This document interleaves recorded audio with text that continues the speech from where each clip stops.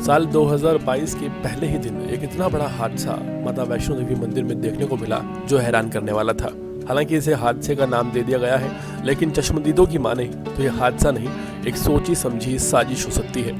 इस हादसे में लोग अपनी जान बचाने के लिए खंभों पर चढ़ गए, कुछ लोग नीचे गिर गए और सैकड़ों की भीड़ उन्हें रोलती हुई चली गई। इस पूरे मामले में जो सवाल उठे वो गंभीर है।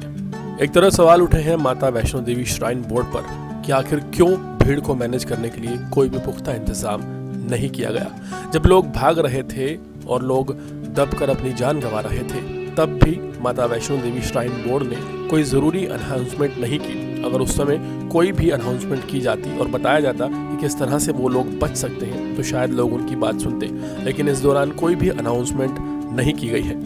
एक तरफ से कुछ युवकों का भागता हुआ समूह आया, उसके बाद माहौल बिगड़ा, लोगों को रोनते हुए सैकड़ों की भीड़ वहां से गुजरने लगी। वहीं हैरान करने वाली बात यह है कि जहां एक तरफ लोग अपनी जान गंवा रहे थे, वहीं जिन लोगों के पास छोटे बच्चे थे वो अपने बच्चों को, कुछ लोगों को पकड़ा के भाग रहे थे और अपनी जान बचाने की कोशिश कर रहे थे। बहुत ही भयावह स्थिति थी। लेकिन सवाल यह है कि आखिर वो लोग जिन्होंने हुड़दंग मचाया वो कहां से आए थे। अचानक ही नए साल के मौके पर कुछ लोगों की भीड़ भागती हुई आती है, हुड़दंग मचाती है और उसके बाद माहौल बिगड़ जाता है। श्राइन बोर्ड पर सवाल इसलिए उठ रहे हैं कि उस वक्त अगर श्राइन बोर्ड कोई ज़रूरी अनाउंसमेंट करता तो शायद लोगों की जान बच जाती।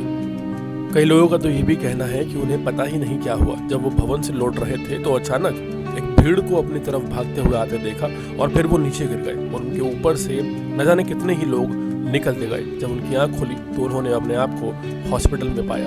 ऐसे और भी तमाम लोग थे, लेकिन कई उठ पाए और कई नहीं उठ पाए। पूरे मामले में हैरान करने वाली बात यह है कि माता वैष्णो देवी मंदिर में उस वक्त भीड़ को नियंत्रित करने वाला कोई नहीं था। भीड़ की कोरोना जांच नहीं कराई गई थी। जहां तक की बात है वैष्णो देवी श्राइन बोर्ड का, तो जब यात्रा शुरू होती है तो रजिस्ट्रेशन कराया जाता है और रजिस्ट्रेशन में ये क्लियर होता है कि कितने लोग दर्शन को जाएंगे और कितने नहीं जाएंगे। उसके बाद सभी का एक तरह से बीमा किया जाता है। लेकिन बावजूद इसके कि श्राइन बोर्ड के पास पूरा डेटा मौजूद था, आखिर क्यों इतनी ज़्यादा संख्या में लोगों को नियंत्रित करने के लिए पुख्ता इंतजाम नहीं किए गए। सवाल ये भी है कि आखिर भीड़ को अचानक किसने उकसा दिया।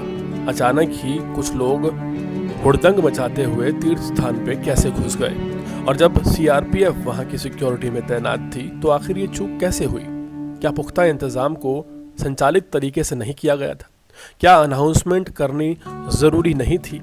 क्या उन लोगों का पता लगाना ज़रूरी नहीं है जिन लोगों ने अचानक हजारों लोगों को नुकसान पहुंचाया?